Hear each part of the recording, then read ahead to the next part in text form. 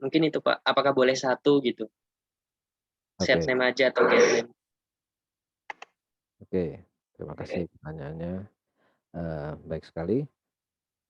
Jadi metode tadi, nah ini contoh di awal saja, ada metode set name dan get name. Apakah dua-duanya harus ada? Nah, ini tergantung kita programmernya ya. Misalkan kita ingin objek itu, kita ingin bisa beri nama enggak gitu. Kalau nggak ingin kita nggak ingin dia bisa diberi nama, ya kita tidak perlu buatkan metodenya, set name gitu. Jadi metode ini, fungsinya adalah ya kebutuhan kita terhadap objek tersebut, atau objek itu pengen bisa diapain aja gitu. Misalkan kita ingin objek tersebut kita beri warna, ya kita buatkan metode bernama set color. Lalu kalau kita ingin mencari tahu, oh dia ini warnanya apa gitu, ya kita buatkan juga metode bernama get color. Tapi kalau kita tidak butuh, ya kita tidak usah buatkan gitu.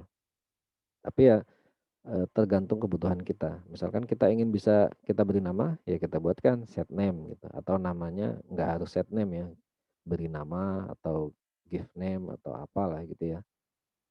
Nah, lalu nanti kalau kita ingin mengambil namanya, dia ini namanya siapa sih? Nah, kita butuh buatkan nih, kucing satu ini namanya siapa? Nah, kucing satu kita buatkan metode get name gitu ya. Jadi kalau pertanyaannya apakah harus dua-duanya? Ya tidak harus. Nah, tergantung kebutuhan kita. Nanti, kita butuhnya apa yang bisa kita lakukan terhadap objek tersebut. Mungkin itu pertanyaannya, Surya? Baik, Pak. Terima kasih, Pak. Oke, cukup jelas ya? Jelas, Pak. Oke, ada lagi yang mau ditanyakan sebelum Bapak lanjutkan?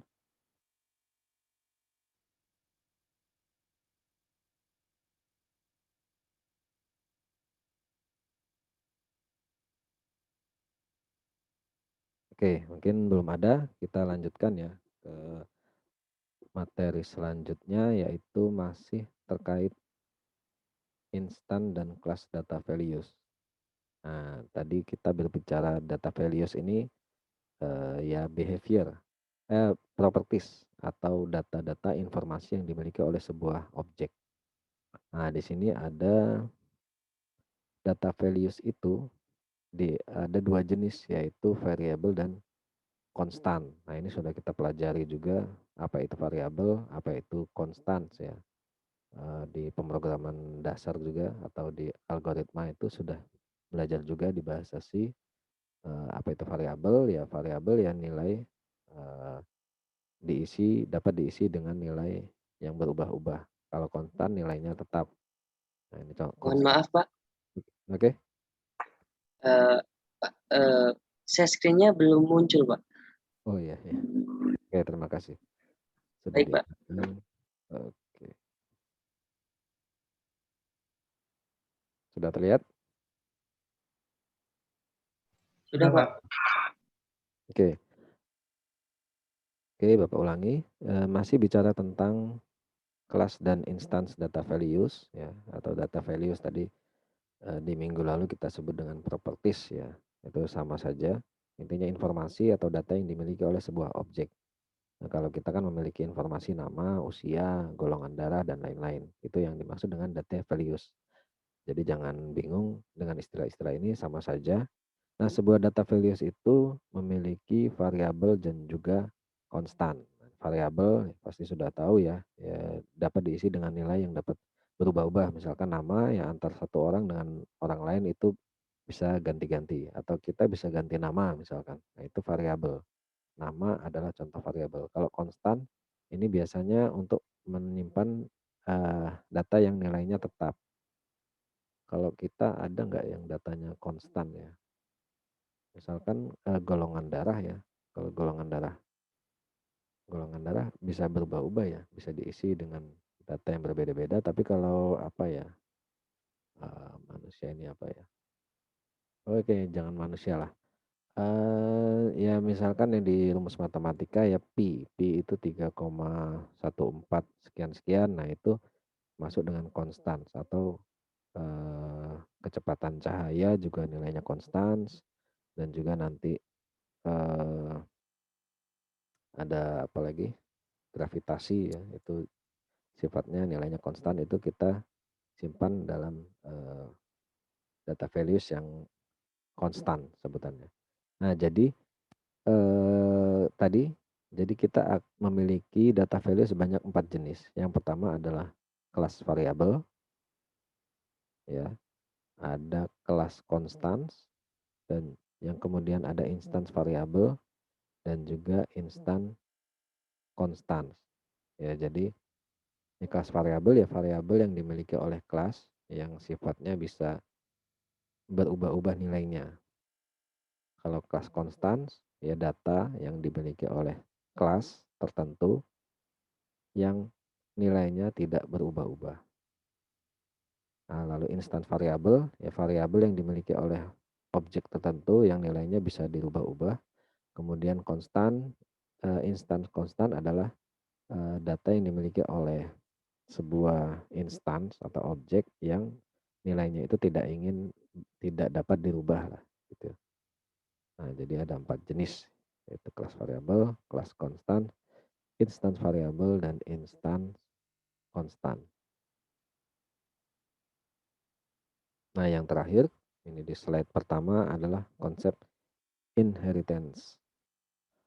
Nah, ini juga cukup penting. Nah, ini di pemrograman konsep OOP ya, konsep Object Oriented Programming ini cukup penting, yaitu konsep inheritance. Nah, di sini sebelum lebih dalam kita akan bahas yang utama dulu, yaitu ada istilah superclass dan ada subclass.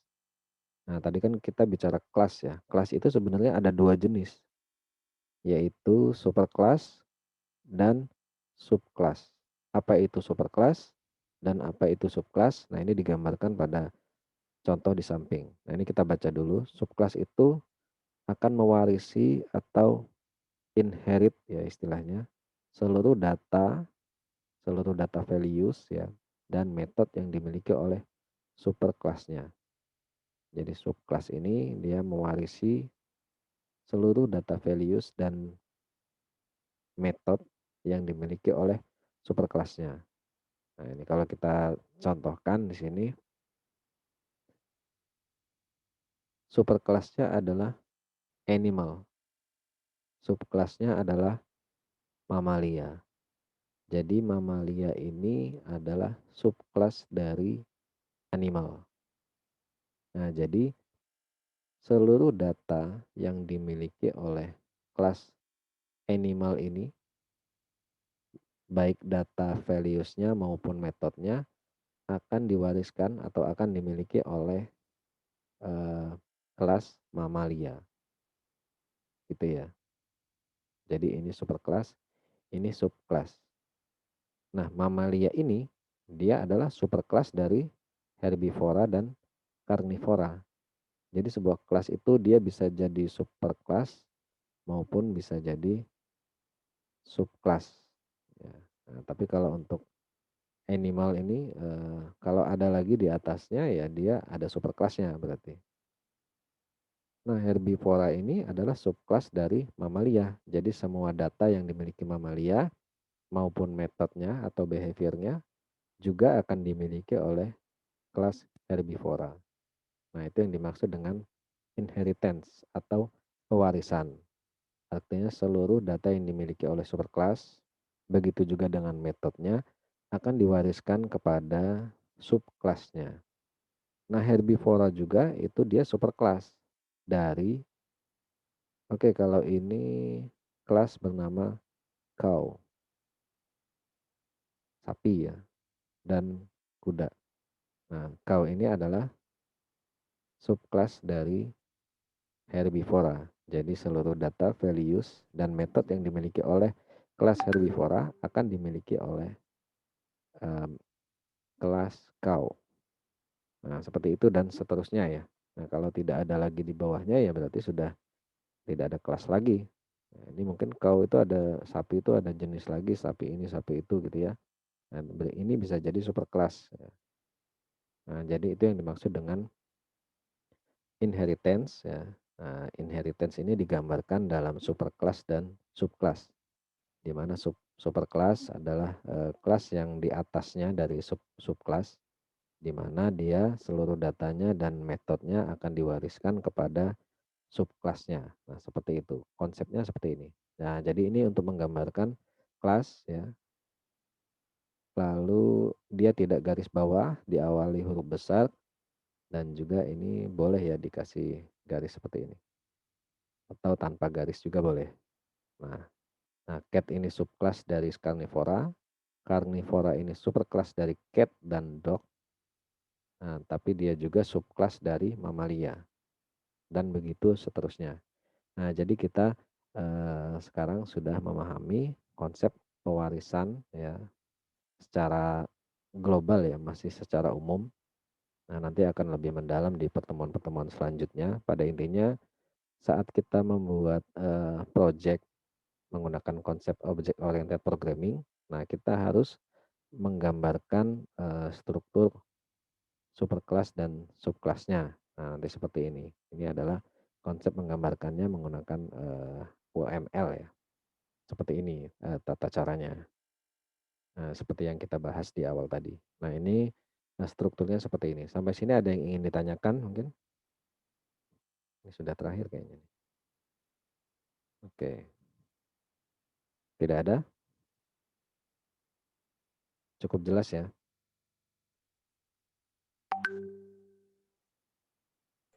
Jelas, Pak. Oke.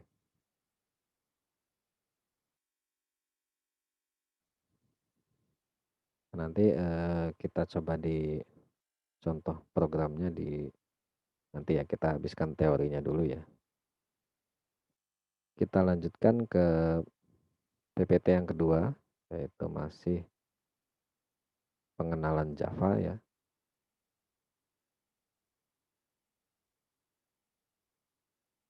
Nah, ini di PPT yang kedua ini juga nanti nyambung ya atau terhubung ke Oracle yang di session 4. Ya, jadi beberapa materi yang ada di Oracle itu akan dibahas juga di chapter 2 ini. Nah, jadi nanti chapter 4 mungkin hanya sekilas saja ya, session 4-nya. Karena semuanya secara konsepnya sudah dibahas di sini.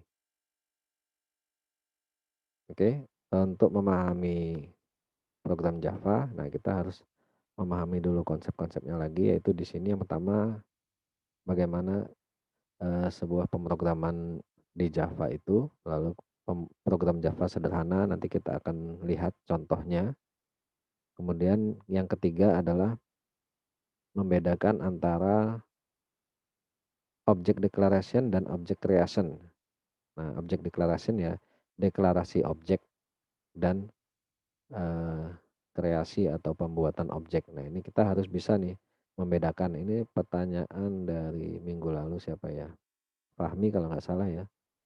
Apakah kita membutuhkan keyword new ya? Nah, ini nanti akan dibahas di sini yaitu apa yang dimaksud dengan object declaration, lalu apa bedanya dengan object creation.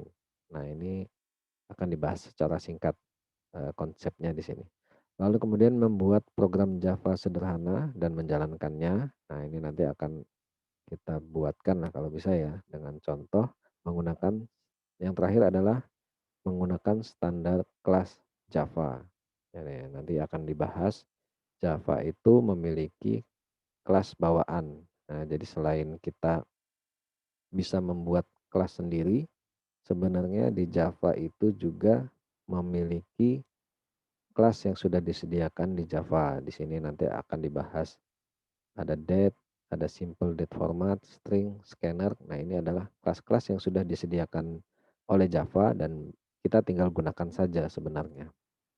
Nah, nanti termasuk di session 4 ada beberapa kelas lain yang sudah disediakan oleh Java itu sendiri. Oke, kita masuk ke materi yang pertama. Nah, script ini sudah tersedia juga ya di bagian references di V-Class kalau ada yang ingin mencoba otak-atik ya. Nah, jadi script ini juga sudah tersedia. Nah, kita akan coba bahas komponen-komponennya di sini. Nah, ini adalah contoh sebuah program Java untuk menampilkan sebuah window ya, sebuah jendela seperti ini.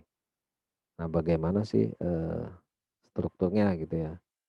Nah, ini kalau kita lihat, yang pertama ini adalah nama kelasnya. Ini CH2 sampel 1, artinya chapter 2 sampel 1. Nah, ini nama kelasnya dideklarasikan di sini, nama projectnya lah gitu ya. Nah, di sini yang penting di sini ada JFrame My Window. Nah, ini JFrame ini adalah sebuah nama kelas, lalu My Window ini adalah nama objek yang kita buat. Nah, JFrame ini adalah contoh kelas yang dimiliki oleh Java itu sendiri atau kelas bawaan Java, atau istilahnya kita sebut dengan standar kelas gitu ya, JFrame.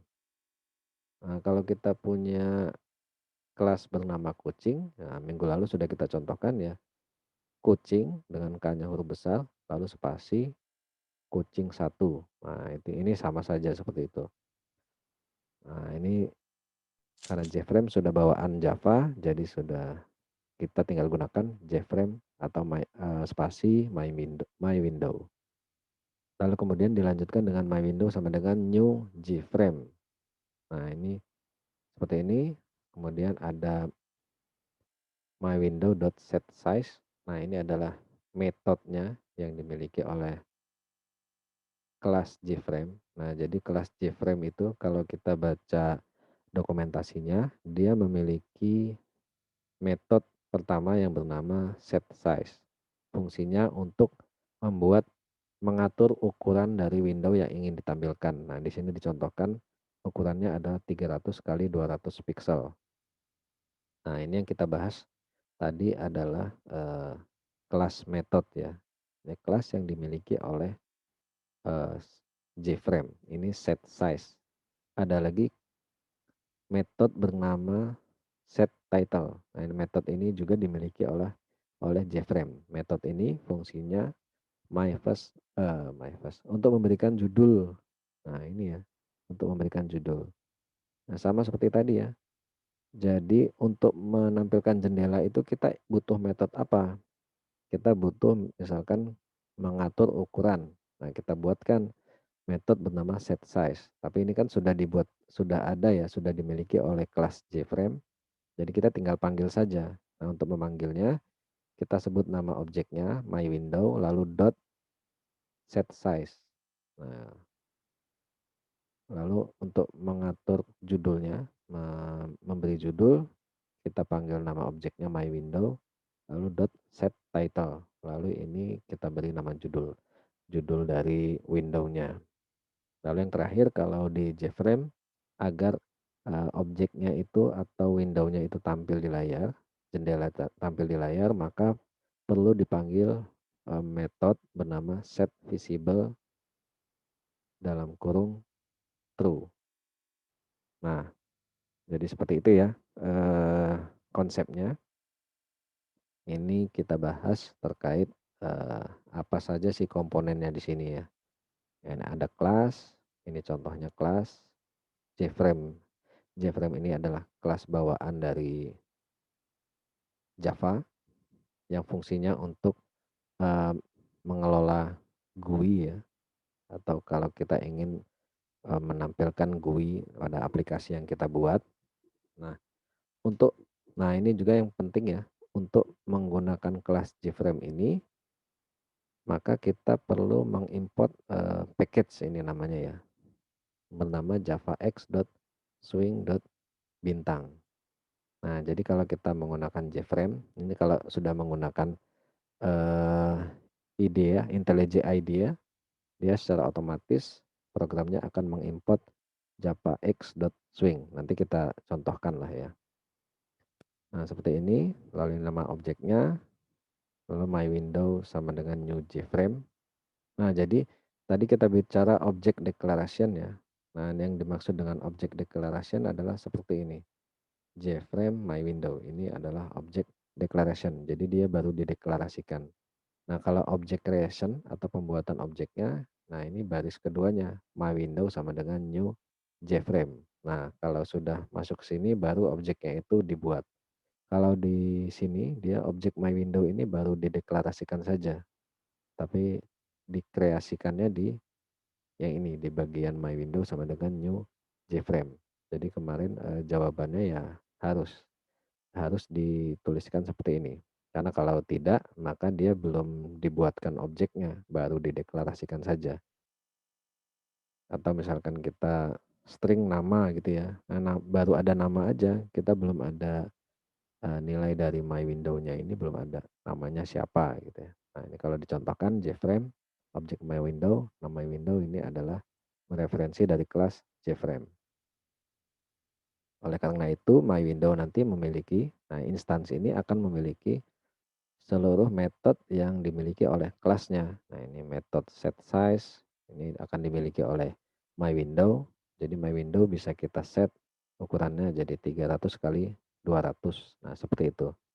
Nah, ini oleh karena itu kita harus memahami konsep tadi yang sebelumnya yaitu metode dan kelas metode dan kelas dan instance metode. Oke.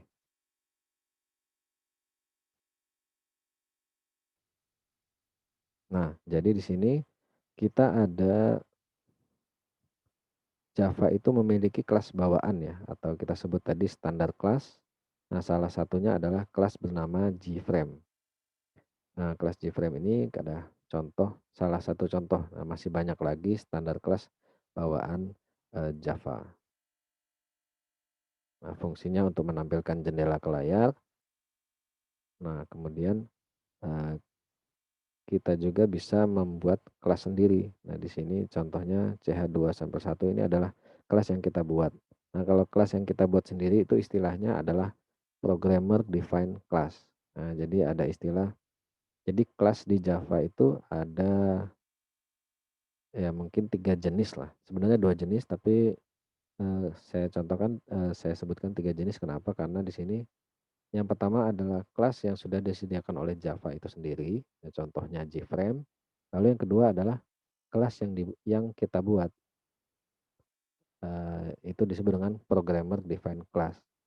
Ada lagi kelas yang dibuat oleh orang lain lah gitu ya. Misalkan orang lain sudah buatkan kelasnya, nah kita tinggal pakai gitu ya. Nah itu jadi ada 3 jenis atau bisa disebut juga dengan 2 jenis lah. Jadi kelas bawaan Java, kelas yang kita buat atau kelas yang sudah dibuatkan oleh orang lain lah gitu ya.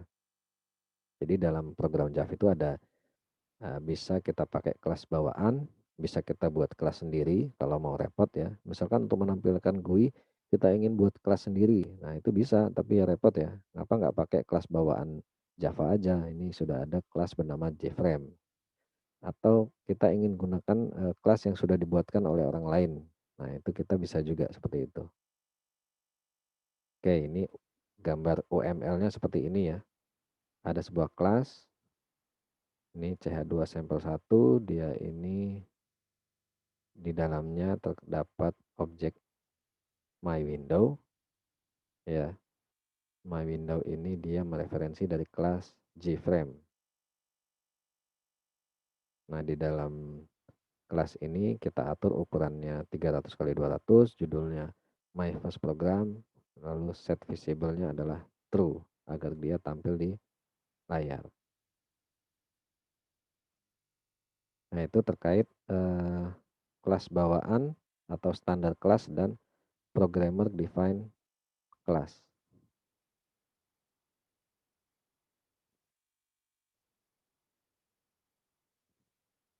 Oke, mungkin sebelumnya sambil kita contohkan ya, biar nggak terlalu ngawang-ngawang.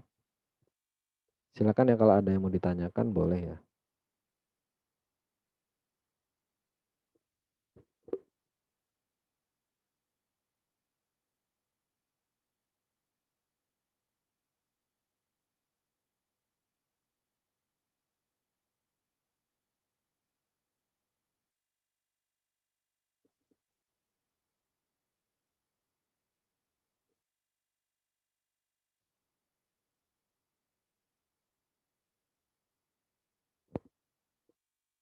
Oke, sebelum kita lanjutkan, sambil kita demokan ya.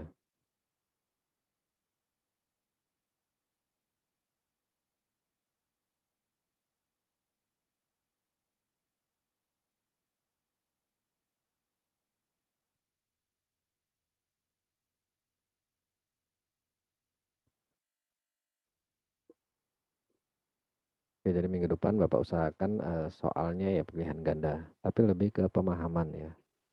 Bisa jadi soalnya nanti ya seperti ini gambar, lalu kalian mana yang salah gitu misalkan.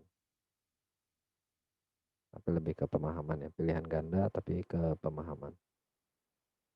Kalau memahami seluruh konsep yang ada di sini, insya Allah bisa menyelesaikan kuisnya dengan baik ya. Oke, sudah terbuka di sini.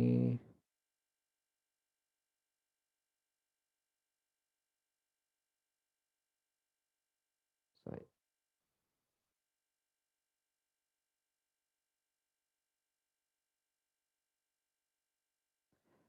Apakah terlihat? Terlihat, Pak. Oke, Terlihat, Pak. Terlihat, Pak. oke, kita lanjutkan di sini. Tadi apa ya?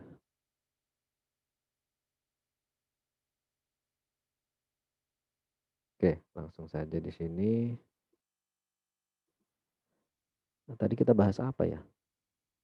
Bapak mau buka PPT-nya ini susah juga nih. Apa tadi bahasnya apa ya? Ada yang tahu? Eh, kita lagi bahas apa tadi ya? Oh, kelas J-frame ya? Betul. Iya, Halo? iya, Pak. Iya, betul Iya, ya. Pak Jifren tadi, Pak. Oke, kita akan gunakan kelas bawaan ya, J-frame. Nah, ini kalau enaknya di sini J-frame.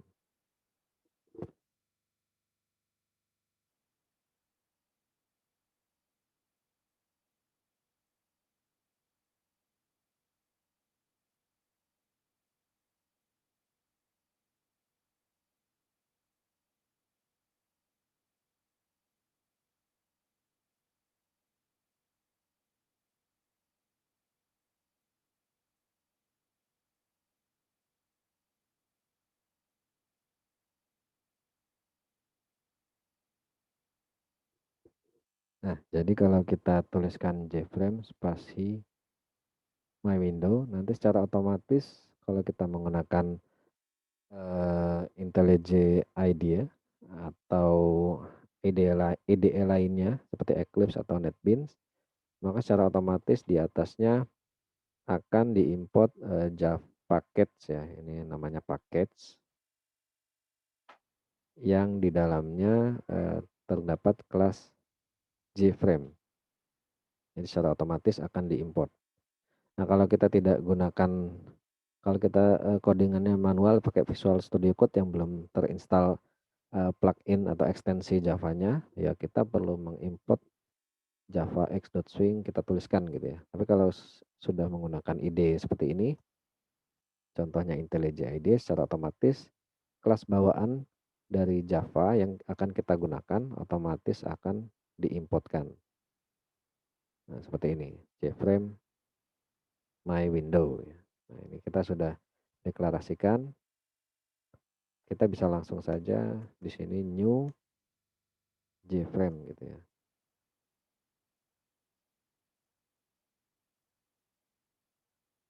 Oke, seperti ini.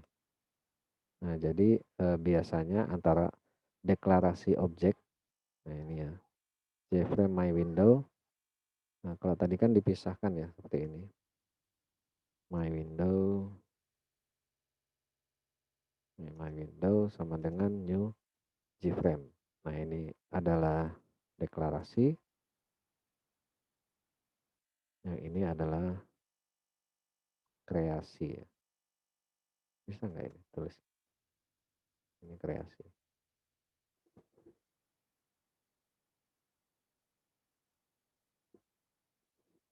Oke. Nah, jadi ini juga nanti deklarasi Ini kreasi. Nah, ini biasanya antara deklarasi dan creation-nya lebih baik dijadikan satu ya. Satu baris seperti ini.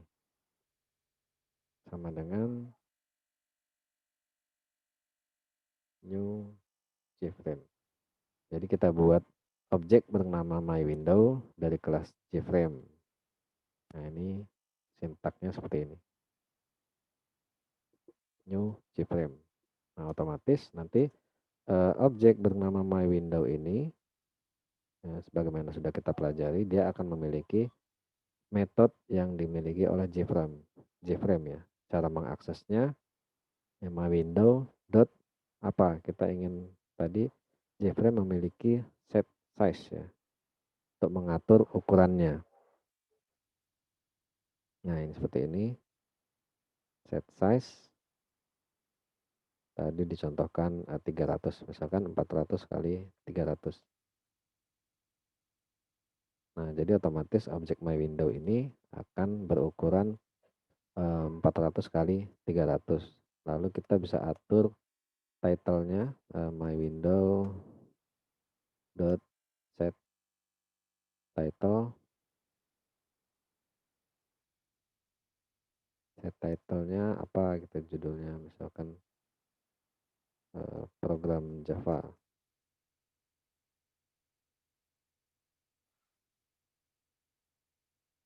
Nah, jadi ini sudah kita buatkan judulnya dan juga kita buatkan ukurannya. Nah, nanti bisa disesuaikan ukurannya ya. Kalau kalian nanti ada project membuat aplikasi Java ya, ini ukurannya disesuaikan saja. Lalu ini judulnya seperti ini. Nah, ini metodenya masih banyak lagi ya. Nanti bisa dipelajari di dokumentasinya di Oracle ya. Metode atau kelas bernama JFrame itu apa saja. Kemudian yang terakhir kalau sudah kita perlu memanggil metode bernama setVisible agar dia bisa tampil. Kalau tidak diisi, ini dia saat kita run dia tidak akan berjalan. Oke, ini adalah contoh penggunaan standar kelas bawaan Java. Nah, ini objeknya dan ini kita coba run ya.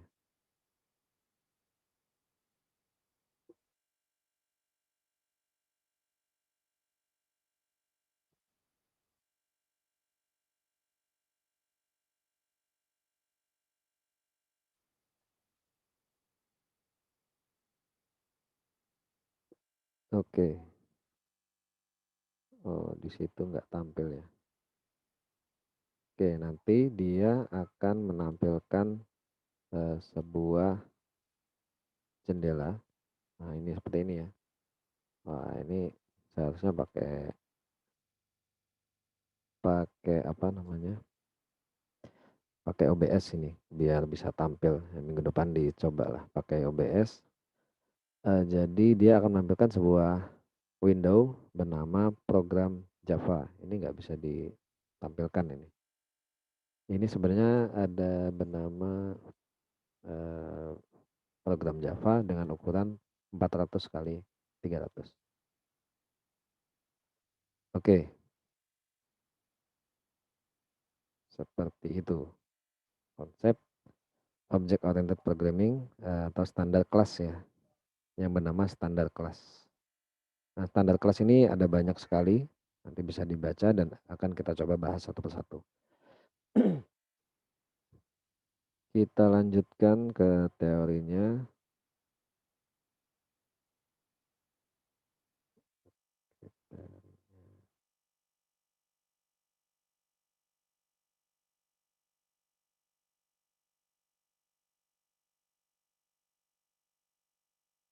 Kalau ada yang mau ditanyakan langsung saja ya, atau ditulis di chat juga boleh. Kalau yang malu bertanya langsung atau lebih suka di chat itu silakan. Nanti kita coba baca. Oke.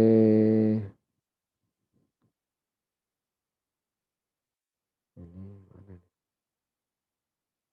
Cek declaration. Oke, kita masuk ke object declaration dan object creation. Ini sudah dibahas tadi ya. Nah, ini sintaknya seperti ini. nama kelasnya apa, tadi contohnya JFrame ya, lalu spasi nama objek, ini contohnya JFrame spasi my window. Nah ini yang dimaksud dengan object declaration, atau contoh di PPT sebelumnya kelasnya bernama cat, lalu nama objeknya kucing satu. Nah ini dimaksud dengan object declaration ya. Lalu ada lagi gadget spasi smartphone, ini yang dimaksud dengan object declaration, jadi deklarasi objek.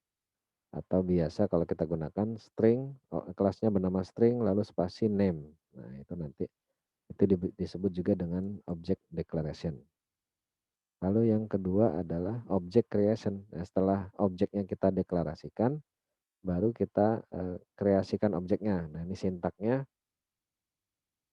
object name sama dengan new spasi nama kelasnya. Contohnya nama objeknya adalah my window sama dengan new JFrame. Nah, jadi ini nama kelasnya, new diikuti nama kelasnya. Begitu sintaknya ya. Jadi object name sama dengan new JFrame. Atau kucing satu, ini K-nya kecil ya.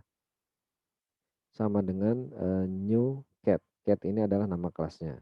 Nah, kalau sudah seperti ini, maka baru objeknya sudah dibuat. Kalau masih dideklarasikan saja, itu objeknya belum dikreasikan lah, gitu, belum dibuat ya. Atau ada lagi ini smartphone ya, S-nya kecil sama dengan new gadget.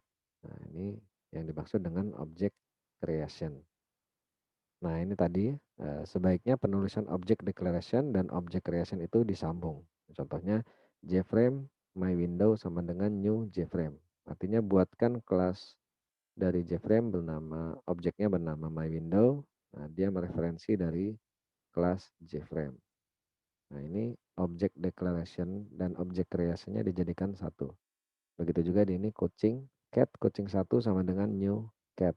Nah, seperti itu ya konsep object creation dan object declaration. Jadi kalau baru dideklarasikan saja, itu sebenarnya objek tersebut belum dibuat. Jadi harus kita tambahkan new lalu nama kelasnya. Oke, ini tadi di konsep di PPT sebelumnya bagaimana mengirimkan message ya ke objek yang kita buat. Nah, setelah berhasil membuat objek ya, setelah berhasil mendeklarasikan lalu membuat objeknya, selanjutnya adalah bagaimana mengirimkan perintah ke objek tersebut. Nah, ini sintak untuk mengirimkan perintah ke objek tersebut, kita gunakan apa namanya dot notation ya, atau operasi titik seperti ini. Caranya adalah nama objeknya, lalu titik, nama metodenya. Nah, ini langsung ke contoh saja. Oh, tadi di contoh tadi adalah objek name-nya my window ya. Lalu titik, lalu metodenya adalah set size, yaitu metode name-nya set size, lalu argumennya adalah 300,200. Nah, jadi ini ya, kita lihat contohnya tadi di sini ada. Oke, ini ya. Nama objeknya, lalu titik, lalu nama metodenya, lalu argumennya. Nah, nanti akan kita bahas juga apa itu argumen, apa itu parameter ya. Nah, jadi sintaknya seperti itu, nama objek, nama titik, nama metode, lalu argumen. Itu tadi sending message to object. Jadi bagaimana mengirimkan pesan atau perintah ke objek yang kita buat. Nah, tentu saja untuk mengirimkan perintah tadi kita harus buatkan metode yang sesuai.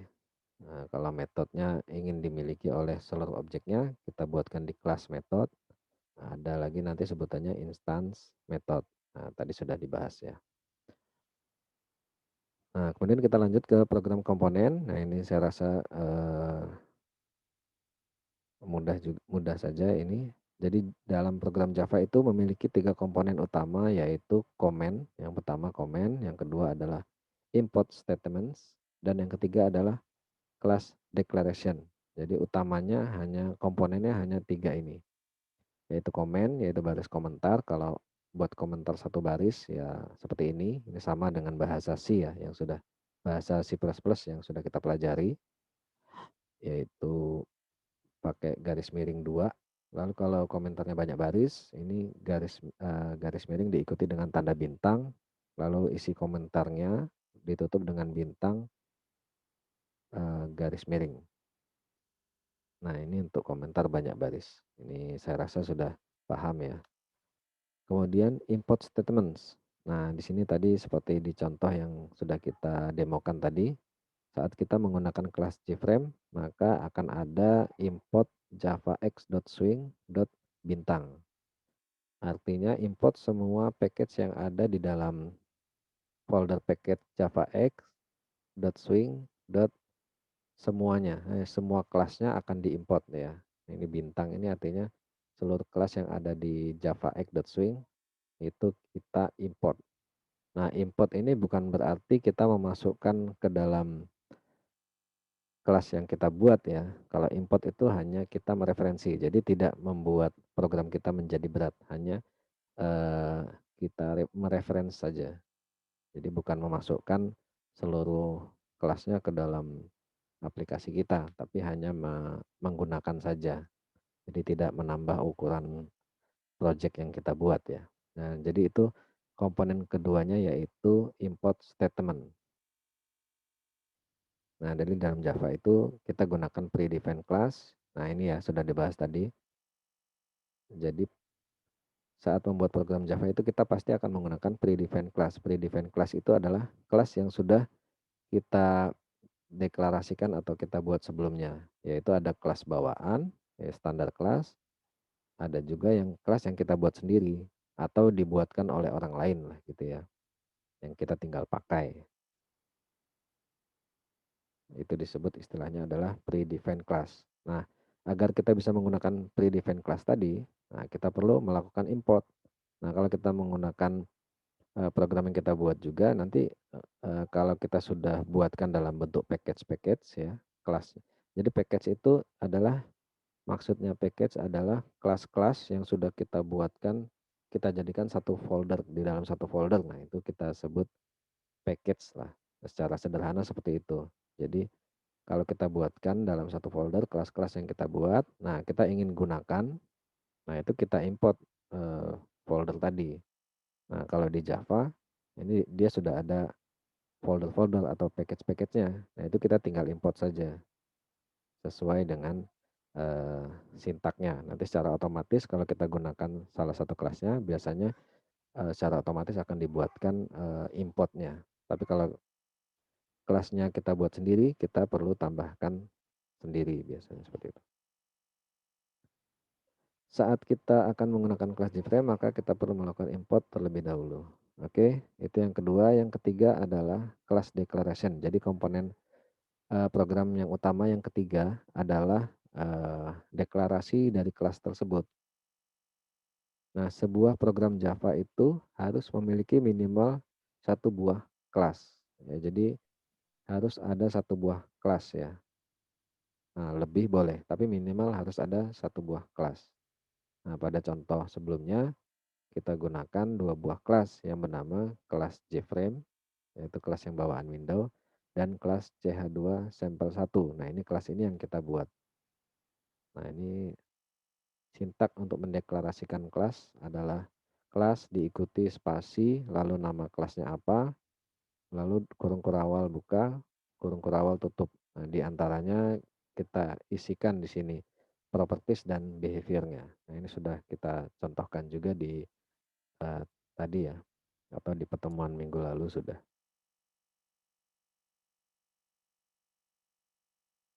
Jadi kalau kita lihat tadi di contohnya di IntelliJ IDE-nya,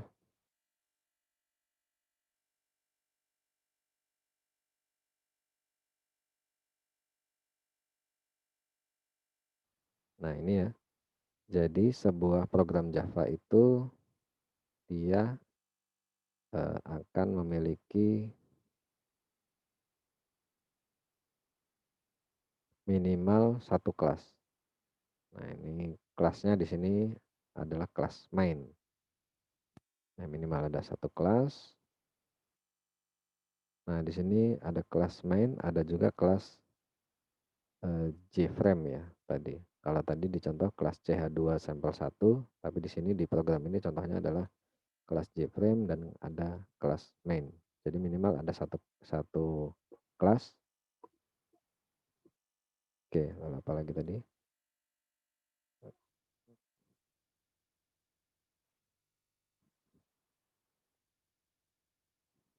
Nah, jadi strukturnya adalah kelas, lalu nama kelasnya apa. Nah, nama kelas ini diawali dengan huruf besar ya, main. Kalau kelasnya kucing ya kucing. Nah, ini diikuti kurung kerawal buka, lalu nanti di bawahnya adalah kurung kerawal tutup. Lalu di sini mungkin ada yang bertanya nanti ya, ini kelas main ini fungsinya apa? Nah, ini adalah untuk menandakan bahwasannya jadi sebuah project itu harus memiliki minimal satu main class, satu kelas utama. Nah, kelas utama itu ditandai dengan adanya tanda ini, public static void main string seperti ini. Nah, ini artinya kelas ini, kelas main ini atau file ini adalah file utamanya dalam program kita. Jadi alur dari aplikasi kita diatur di dalam main ini, ya. Nah, kalau sudah ada satu main, ya kita tidak usah buatkan kelas utama lagi. Jadi yang lainnya kalau kita buat kelas ya tidak perlu ada public static void main string ini. Nah, gitu ya. Jadi dalam sebuah project maksimal hanya ada satu main. Kenapa? Karena ini adalah yang mengatur seluruh jalannya program kita. Jadi harus ada main kelas utamanya. Lalu ini tadi yang disebut dengan package ya. Ini sebenarnya di dalam package ini, nah ini bintang ini artinya di dalamnya terdapat banyak sekali kelas untuk mengatur GUI. Kalau ini ya, Java X.Swing ini untuk GUI. Nah, ini salah satu contohnya adalah JFrame di dalamnya. Nah, nanti di sini ada banyak sekali ya. Ini bisa nggak dilihatkan? Titik. Nah, biasanya ada banyak. Nah, ini ada kelas JFrame ya. Nanti ada lagi banyak sekali kelasnya di sini. Nah, ini caranya kita import aja semua. Nah, gitu ya. Sampai sini ada yang ingin ditanyakan sebelum Bapak lanjutkan? Kita sudah berapa jam nih? Masih kuat ya? Masih, Pak. Oke. Kita lanjutkan. Masih, Pak. Oke, kita lanjutkan saja. Oke. Nah, ini adalah tadi sampai sini ya. Jadi komponen utamanya ada komen, ada import statement tadi ya, import Java X.Swing, lalu yang terakhir adalah class declaration. Nah, satu project harus memiliki minimal satu kelas, yaitu misalkan kelas utama. Kelas utama ditandai dengan adanya main di dalamnya. Jadi public static void main string itu artinya kelas utama. Jadi kelas utama tersebut akan mengatur jalannya program atau aplikasi atau project yang kita buat. Dia alirannya kemana, nah itu diatur semua di main tadi. Jadi harus ada satu, maksimal satu main. Jadi kalau udah ada satu main, kita tidak bisa menambahkan main lagi. Jadi hanya maksimal satu. Kita lanjut. Nah ini ya, tadi sudah dibahas. Memiliki satu main class. Nah, jadi tadi main classnya adalah ini. Public static void. Nah ini adalah main class ya. Nah, ditandai. Oke, nah ini disebutkan bahwasanya sebuah kelas itu dikatakan main class jika di dalamnya terdapat method main. Nah, ini yang dimaksud method main tadi ya. Nah, ini public static void main. Nah, ini method main. Ini artinya kelas CH2 sampel 1 ini adalah kelas utama. Jadi tidak boleh ada kelas utama lain atau tidak boleh ada method main lain di dalam project yang kita buat. Oke, ini sudah kita bahas tadi ya. Nah, sintaksnya untuk deklarasi metode. Oke. Nah, tadi kan kelas ini sudah ada metode main, artinya dia utama. Lalu kita inilah loncat ke bagaimana sih sintak untuk mendeklarasikan metode. Nah, ini sintaknya seperti ini. Pertama modifier, lalu spasi, return type, spasi method name, spasi method name, lalu dalam kurung parameter. Nah, seperti ini. Apa yang dimaksud modifier? Modifier ini bisa diisi dengan public atau private. Kalau return type ini bisa diisi void atau tidak. Kalau void itu nanti ada bahasannya ya, di Oracle tuh ada. Void itu dia metode yang tidak mengembalikan nilai. Kalau non void itu dia mengembalikan nilai. Jadi selain void ada yang metode yang mengembalikan nilai. Dia disebut non void ya, atau bukan metode void ya, apa istilahnya ya. Jadi nanti kalau dia mengembalikan nilai string ya dia harus disebutkan return type-nya string dan seterusnya. Lalu dilanjutkan method name ya, nama metodenya bebas. Lalu parameter, ini nilai yang akan dikirimkan ke method. Lalu method body, ini serangkaian instruksi. Oke, mungkin kita contohkan ya biar lebih jelas ya. Ini konsep method ini cukup penting. Jadi kita coba buatkan metode baru. Kita coba buatkan metode baru menggunakan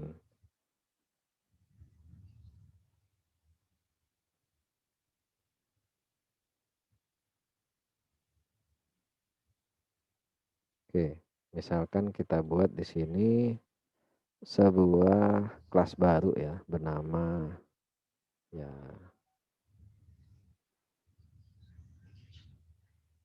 kelasnya bernama cat ya, nggak usah jauh-jauh lah, cat lagi, cari yang gampang ya, public class cat. Nah, kita nggak boleh buat main di sini. Mengapa? Karena di dalam project kita sudah ada satu main. Nah, jadi kita tidak perlu membuat metode main. Tapi kalau kita ingin cat ini sebagai main method atau metode utama atau kelas utama maksudnya, maka kita perlu tambahkan main. Nah, karena ini bukan, maka kita tidak perlu membuatkan main metodenya. Tadi kita mau ngapain ya? Lupa deh. Tadi mau ngapain ya? Mencontohkan modifier ya, gitu ya. Modifier, sintaks pembuatan metode. Oke. Untuk membuat metode tadi sebentar.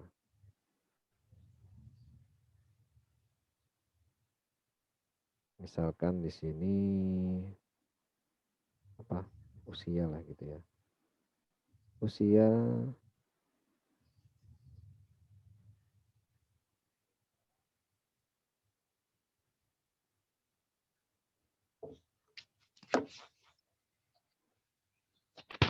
Nah, jadi strukturnya sambil dikasih komentar ya. Jadi untuk memberi komentar di sini kita beri keterangan misalkan ini propertiesnya ada usia, nah satu aja ya. Lalu di sini saya ingin membuatkan, nah ini ya, set usia. Nah, kita ingin memberikan usia kepada kucing. Misalkan kita penciptanya ya, kita ingin dia usianya berapa tahun gitu ya. Kita set usia. Nah, gitu. Lalu nanti kita juga ingin mengecek usianya berapa dari kucing tersebut. Ini kita buatkan juga metode bernama get usia.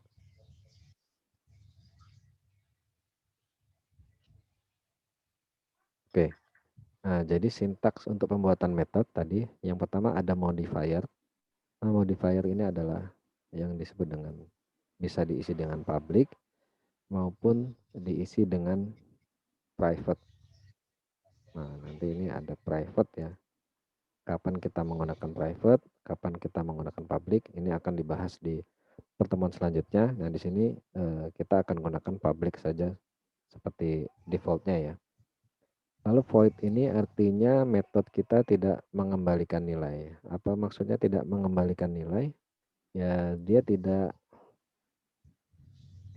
apa ya? Tidak mengembalikan nilai, tidak menyimpan nilai apa-apa, hanya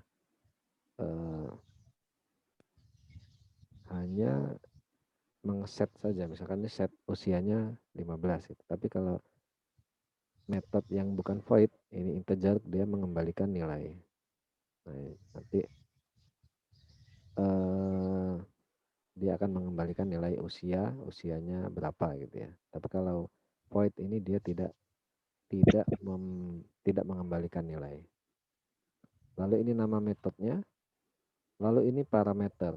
Nah, nanti kalau bicara parameter, mungkin langsung dibahas di sini saja. Parameter adalah variabel atau ya variabel ya yang kita deklarasikan di metodenya saat pembuatan metode. Nah, ini istilahnya variabel. Nah, tapi nanti saat kita gunakan metode ini untuk membuat objek, misalkan saya buatkan objek ya, ini sudah jadi kelasnya. Kita buatkan cat tadi ya.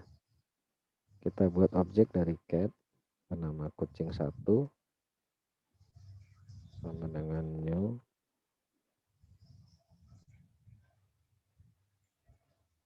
new cat. Nah, kemudian kucing 1 kita ingin dia beri nama set usia, maksudnya usianya berapa, 15. Nah, kalau ini disebut dengan argumen. Jadi nilai dari sebuah metode, nilai yang dikirimkan ke metode tersebut ya saat metode tersebut dipanggil. Nilai yang dikirimkan ke objek ya menggunakan metode itu saat metode itu digunakan. Tapi kalau di sini dia disebut dengan parameter. Usia ini disebut dengan parameter, yaitu variabel yang dideklarasikan saat pembuatan metode. Tapi kalau metode itu saat metode set usia ini digunakan, lalu ada nilai di dalamnya, ini disebut dengan argumen. Ya, jadi nanti harus dipahami ya perbedaan parameter dan argumen. Kalau kita bicara argumen, berarti kita bicara nilai yang diisikan terhadap sebuah objek ya menggunakan metode tersebut. Tapi kalau variabelnya saat pembuatan metode di sini, ini dia disebut dengan parameter. Nah, itu hanya istilah saja ya. Nah, seperti itu. Ini adalah contoh pembuatan metodenya ya. Nah, tentu saja nanti kalian bisa mengembangkannya. Nah, ini sebagai dasarnya saja. Oke, itu adalah yang dimaksud dengan method. Jadi sintaknya adalah modifier, bisa public, bisa private. Lalu di sini tipe datanya atau return type-nya. Ini kalau dia tidak mengembalikan nilai, kita beri nama void. Tapi kalau dia mengembalikan nilai, kita tentukan nilainya yang dikembalikan itu apa. Misalkan kita ingin integer, ya kita sebutkan return type-nya atau tipe datanya adalah integer. Lalu kita sebutkan nama metodenya get usia. Nah, di sini akan return type. Jadi usia ini nanti nilainya adalah integer. Tapi kalau dia void, dia untuk yang metode yang tidak mengembalikan nilai. Oke, seperti itu. Ini parameter tadi sudah dibahas. Lalu argumen adalah nilainya. Nilai ini, misalkan kita gunakan set usia, nilainya 15. Nah, sebutan argumen adalah ya 15 ini argumen. Oke.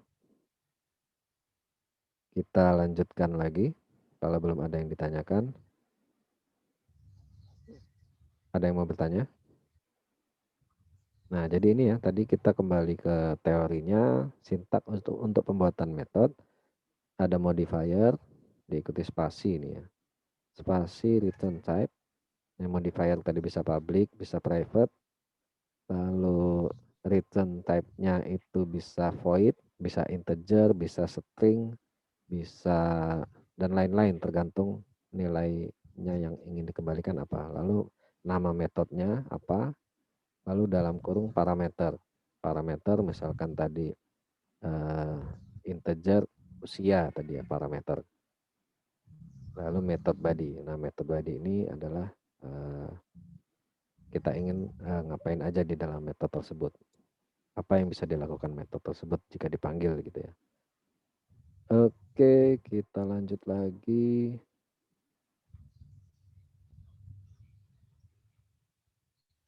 Tidak ada yang mau ditanyakan ya? Nah, ini contohnya. Nah, ini sudah ada contohnya di sini. Ini modifier, ada public. Nah, ini bisa private juga. Ini modifier juga ya. Oh, static ini modifier juga ya. Nah, belum kita bahas sekarang. Ada static ini termasuk dalam modifier juga. Lalu return type ini void. Tapi kalau dia mengembalikan nilai ya ini bisa integer, bisa string dan lain-lain tergantung dia mengembalikan nilai apa gitu. Lalu method name-nya ini main. Nah, ini adalah parameter. Nah, ini method body ini ditandai dengan kurung kerawal buka dan kurung kerawal tutup. Nah, itu tadi contohnya. Oke.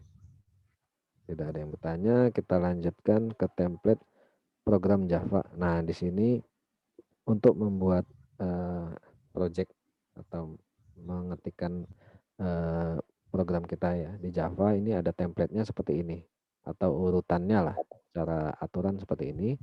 Diawali di bagian atas, bagian komen. Ya, jadi komen diletakkan di paling atas, ini memberikan keterangan tentang source code-nya, ini di paling atas, diikuti dengan import statements. Nah, ini urutannya. Lalu diikuti dengan class name, lalu diakhiri dengan atau diikuti dengan method body. Nah, jadi ini struktur yang bisa kita gunakan atau template ya, urutan-urutan yang saat kita nanti menuliskan program Java ya. Kalau kalian nanti membuat project menggunakan Java, ini bisa gunakan template seperti ini ya. Diawali dengan komen, lalu diikuti import statements, lalu baru diikuti dengan class dan juga method body-nya. Ya, jadi ini hanya urutannya saja. Oke, kemudian nah ini juga perlu dipahami konsep dasar dari Java. Ini sebenarnya sama saja dengan bahasa C++, tapi cukup perlu juga untuk dibahas. Nah, jadi di sini ada 4 tahapan ya saat kita menuliskan program di Java. Tahapan yang pertama yaitu kita menuliskan kode kita di editor ya. Misalkan tadi di IDE kita menuliskan sebuah program dengan nama titik-titik.java. Tadi contohnya cat.java. Nah, itu tahapan pertamanya, yaitu siklus pertama yaitu kita tuliskan program kita di kode editor, kita simpan dengan nama dengan ekstensi .java. Contohnya tadi cat.java. Itu langkah pertama. Nah, di sini kita tuliskan ya. Ini akan menjadi source code kita. Kemudian langkah yang kedua yang terjadi adalah compile program menjadi bytecode. Nah, jadi saat kita melakukan running program kita tekan tombol play, maka yang terjadi adalah dia melakukan compiling atau mengubah high level language ya, bahasa pemrograman tingkat tinggi ini dirubah ke bahasa bytecode ya. Jadi seluruh yang kita ketikkan ini akan dirubah, akan dikompil istilahnya menjadi kode 1010. Nah, jadi itu tahapannya. Jadi seluruh kode yang kita ketikkan ini, langkah keduanya dia akan dikompil atau dirubah ke bytecode. Bytecode ya 1010 ya. Nah, menjadi nanti nama ekstensinya adalah .class. Nah, jadi kalau sudah di sini, dia akan bernama dot class ya. Lalu tahapan ketiga adalah eksekusi, yaitu mengeksekusi bytecode. Saat dia menjadi bytecode, baru untuk menjadi menampilkan di sini dicontohkan dia interpreter. Nah, jadi dia mengeksekusi programnya, maka kode-kode ini akan diinterpretasikan menjadi gambar seperti ini. Ini kok 4, 3 ini. 3 berarti ya. Ini salah berarti. Jadi ada 3 tahapan. Yang pertama kita ketikkan kode kita, lalu kita compile. Kalau yang biasa menggunakan terminal itu menggunakan JavaC, kita compile ke bytecode, nanti filenya akan dibuatkan namanya dengan ekstensi .class. Baru saat .class itu kita jalankan, maka akan menampilkan apa yang kita buatkan tadi. Nah, oleh karena itu kenapa ini Java ini bisa diterapkan di berbagai platform ya. Nah, ini karena dia ada proses compiling ya. Proses compiling seperti ini. Jadi mesin kita dia kan bisa membacanya hanya kode 10 ya. Nah, jadi karena Java ini dikompil ke 1010, maka kita taruh di robot, kita taruh di Android, kita taruh di berbagai macam platform atau ya platform lah ya, itu dia bisa berjalan. Tentu saja dengan menyediakan environment-nya ya, Java-nya, Java Runtime Environment. Begitu juga dengan bahasa C++ ya, dia juga melakukan proses sama seperti ini. Jadi kita ketikkan kodenya, kita compile ke 1010. Kalau di C++ itu kita gunakan bukan JavaC ya, tapi dia GCC kalau nggak salah, GCC atau G++. Nah, kalau kita G++, kita compile dia akan jadi 1010. Lalu nanti baru akan dilakukan eksekusi. Nah, berbeda kalau kalian belajar bahasa Python ya. Kalau Python dia tidak ada proses compiling. Jadi dia langsung interpreter. Jadi Python itu adalah interpreter language. Jadi dari sintaksnya dia langsung diinterpretasikan. Tidak ada proses compiling. Nah, itu bedanya compiler language dengan interpreter language. Jadi kalau Java ini termasuk dalam bahasa yang ada proses kompilasi di dalamnya. Tapi kalau Python dan beberapa bahasa lain itu dia hanya menginterpretasikan saja, tidak ada proses compiling. Tentu saja ada kelebihan dan kekurangannya masing-masing tergantung kebutuhannya.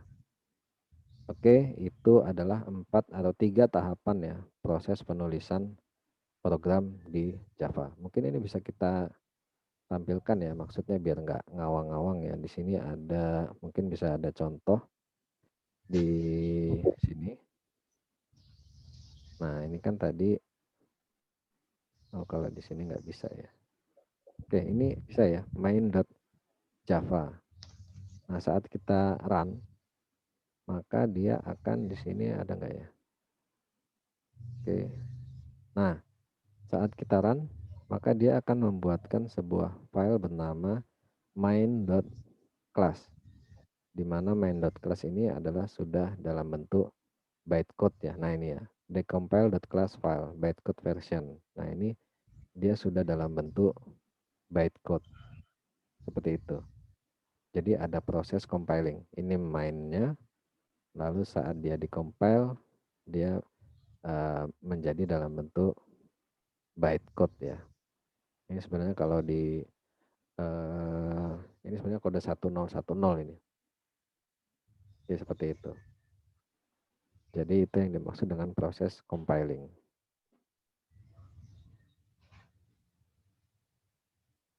Sebenarnya Bapak bisa menggunakan Visual Studio Code ya, tapi di sini kita gunakan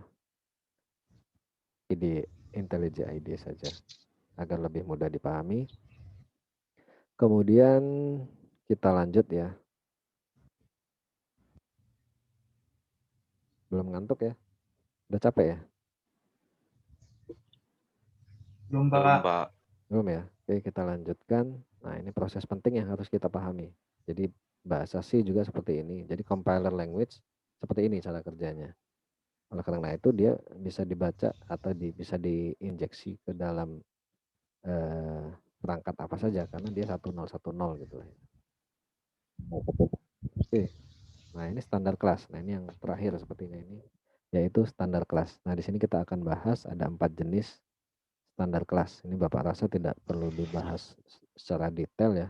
Pada intinya Java tadi ini sudah kita bahas bahwasanya ada kelas, dia itu sudah menyediakan kelas-kelas bawaannya. Yang pertama adalah contohnya di sini kita bahas ada 4. Nah, nanti di Oracle Academy di session 4 juga ada terkait dengan standar kelas milik Java. Nah, di sini ada pertama standar output untuk menampilkan ke layar, lalu ada kelas bernama string, ada kelas bernama data and simple date format, ada kelas bernama standar output. Nah, ini kita cepat saja. Kalau untuk standar output ini kita sudah biasa gunakan ya, sistem out println. Ini fungsinya untuk menampilkan hasil eksekusi kita ke konsol atau window atau terminal. Nah, jadi ini nama kelasnya adalah standar output. Oke, yang kedua ada kelas bernama string. Nah, jadi string ini yang kita ketahui kan selama ini dia tipe data ya. Tipe data string, ada integer, ada string. Nah, itulah kenapa di sini kok string kok beda gitu dengan yang lain. Kalau yang lain kan kita tipe data ya, kalau kita contohkan tadi di IntelliJ IDE-nya, kalau string itu kita oke misalkan di cat ya, di kelas cat di sini ada integer usia. Ini integer usia. Lalu ada string nama misalkan. String nama. Oke. Nah, di sini kan integer ini tipe data, tapi dia i-nya kecil. Lalu mengapa kok string ini tipe data juga ya, tapi dia s-nya besar. Nah, ini sebenarnya string itu adalah sebuah kelas. Oleh karena itu dia dituliskan dengan huruf besar. Tapi karena dia ya kerjanya hampir seperti ya tipe data biasa ya. Jadi dia seolah-olah dia ya sebuah tipe data. Tapi sebenarnya dia adalah sebuah kelas. Nah, tapi kita selama ini yang kita ketahui mungkin string itu adalah tipe data. Ya, dia tipe data tapi dia sebenarnya lebih tepatnya dia adalah sebuah kelas. Jadi oleh karena itu mengapa kalau kita gunakan string kita gunakan huruf besar di awalnya, tidak seperti kalau boolean kan kita gunakan huruf kecil ya, atau ada lagi float itu kan kecil tulisannya. Nah, di sini kalau string kita gunakan huruf besar, tipe data string kita tuliskan dengan huruf besar karena dia sebenarnya adalah sebuah kelas. Oke, kembali lagi.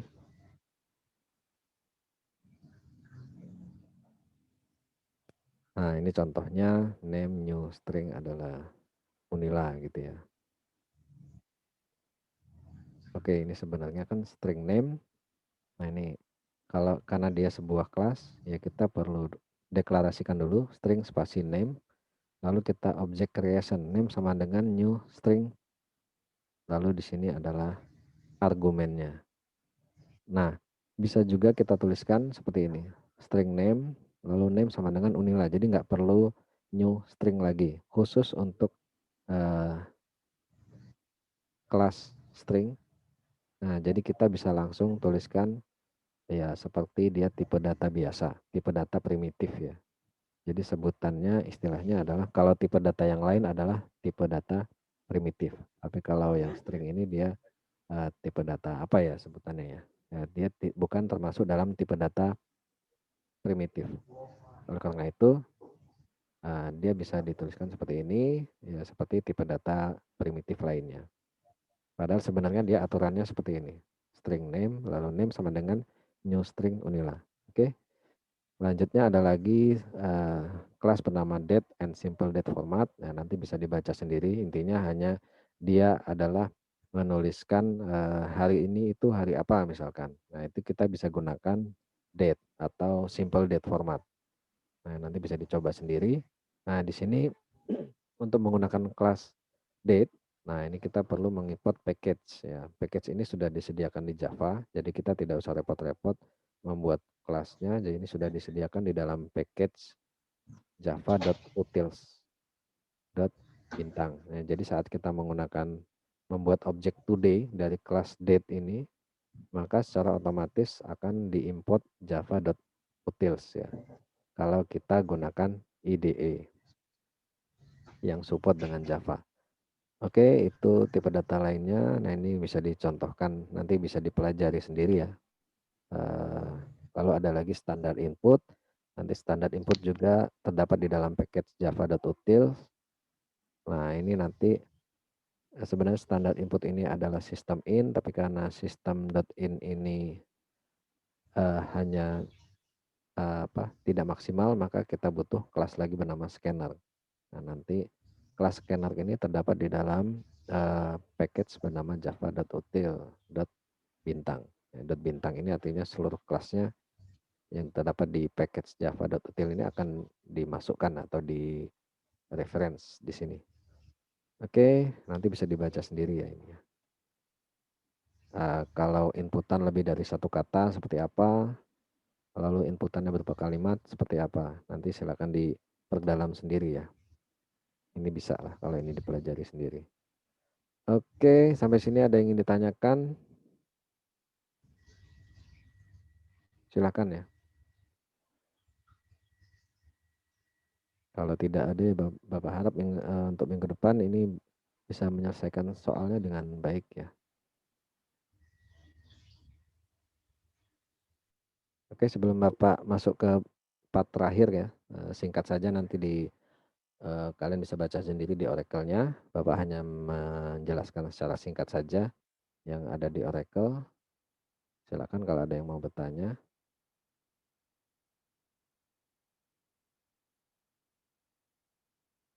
Oracle.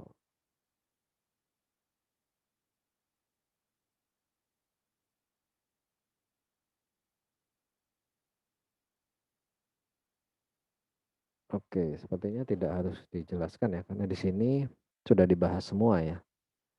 Session 4 adalah mengenai Java Methods dan Library Class. Nah, tadi yang pertama, apa itu method, sudah dijelaskan di slide kedua tadi ya, di PPT yang kedua ya, Getting Started with Java.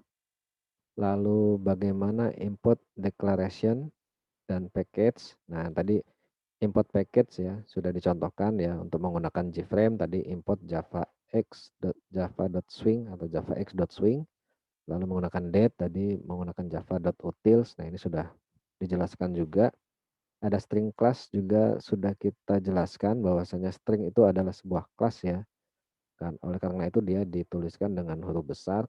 Nah, tadi sudah dibahas juga. Nah, ini mungkin nanti bisa dibaca lagi tentang random class. Nah, random class ini fungsinya kalau kita ingin membutuhkan angka random ya.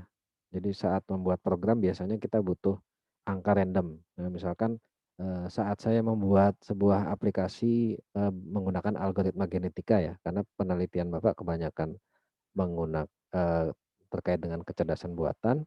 Nah, ini saya butuh angka random untuk membangkitkan sebuah nilai populasi awal. Nah, ini oleh karena itu kalau saya develop menggunakan Java, saya butuh kelas bernama random. Dia akan membangkitkan angka secara acak. Misalkan kita ingin angka 0 dan 1 ya, nilai bilangan apa? Pecahan, apa koma ya. Bilangan koma apa sih? Pecahan lah gitu ya. Desimal. Nah, misalkan ingin desimal dari antara 0 dan 1 ya kalau di nilai fitness itu ya. Nanti kalau belajar kecerdasan buatan, nah itu saya butuh angka itu dibangkitkan antara 0 dan 1 secara acak ya untuk menentukan kualitas sebuah individu eh, dalam sebuah populasi. Nah, itu saya bangkitkan nilai acak. Nah, saya butuhkan sebuah kelas bernama random. Nah, Oke, seperti itu. Lalu ada lagi kelas bernama math.class, yaitu kelas untuk perhitungan matematika. Jadi perhitungan matematika itu kan sangat cukup rumit ya. Nah, itu sudah disediakan ini kelasnya seperti untuk menghitung akar, menghitung kuadrat, menghitung eh, mungkin ada menghitung median, modus dan lain-lain lah gitu ya. Nah, jadi sudah kita buatkan. Nah, kita juga bisa buat sendiri, tapi ya alangkah baiknya kita biar nggak menghabiskan waktu ya kita gunakan saja standar kelas yang sudah disediakan oleh Java. Jadi poinnya adalah pada pertemuan kali ini eh, eh, kita Java itu menyediakan banyak sekali kelas ya. Tapi kalau kelas yang disediakan Java itu tidak memenuhi kebutuhan kita, kita perlu buatkan kelas sendiri. Bisa kita buatkan kelas sendiri atau kita pakai eh, kelas atau library kelas yang sudah dibuatkan oleh orang lain. Tentu saja nanti dengan mengimportnya dalam program kita karena tidak disediakan oleh Java. Jadi harus kita import sesuai dengan nama package-nya. Oke, jadi untuk di Oracle Bapak tidak jelaskan ya. Silahkan kalian selesaikan nanti yang di Oracle-nya adalah session 4 untuk minggu ini. Nah, jangan lupa minggu depan kita akan lakukan pengambilan nilai kuis. Pengambilan nilai kuis sudah Bapak jelaskan tadi akan diambil dari ya seluruh teori yang Bapak jelaskan sampai ke topik 3. Jadi minggu depan setelah kuis atau sebelum kuis juga akan ada materi terkait topik 4. Nah, jadi kita kan sudah hampir di pertengahan pertemuan untuk sama Bapak ya. Nanti setelah UTS kan akan dilanjutkan oleh Pak Eko. Nah, jadi nanti Bapak akan sampai UTS saja. Nah, jadi materi Bapak sampai pertemuan 7. Jadi di pertengahan ini di minggu depan kita akan lakukan pengambilan nilai. Bapak harap untuk teorinya dipahami ya. Nah, jadi teorinya dipahami. Nanti soal-soalnya tidak akan jauh dari apa yang Bapak sampaikan ini ya. Jadi tidak akan melebar ya. Jadi semuanya pasti akan diambil dari sini. Hanya saja butuh pemahaman ya. Jadi bukan soal yang bisa dijawab dari internet lah gitu.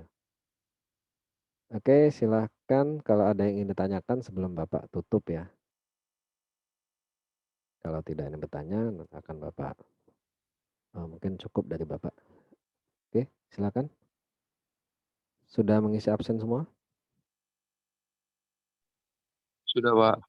Sudah? Tidak ada Sudah, yang mau Pak. bertanya? Sudah, Pak. Sudah paham semua ya?